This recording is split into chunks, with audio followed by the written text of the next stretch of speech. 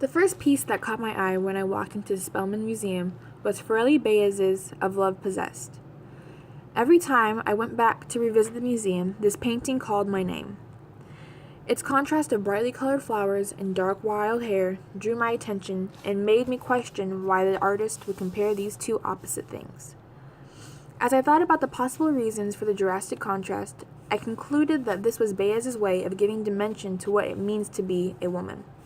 Before researching the artist's typical artistic themes, I saw the painting as a way to bring light to an often ignored topic of the masculinity that lies within being a woman. In many ways, today's world hides and shames women for expressing anything other than what is seen as feminine. The hair that covered the entire body represented the traits that are considered unladylike, while the flowers represented the delicate and fragile image of what a woman is meant to be. After reading and researching about the artist, I realized that this piece represents not only gender, but racial stereotypes. Of Love Possessed was intended to also show negative connotations that go along with being an Afro-Latino. With a new perspective, I could understand how being African was described in the untamed natural hair, while the other race was expressed through beautiful flowers.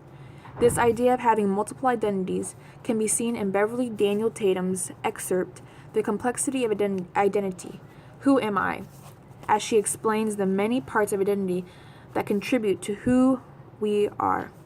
Among other components, the two that stand out the most are gender and race or ethnicity.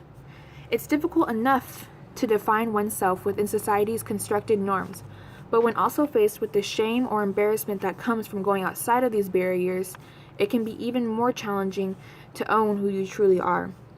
Overall, my experience with this piece has given me insight into my own self-identifying journey.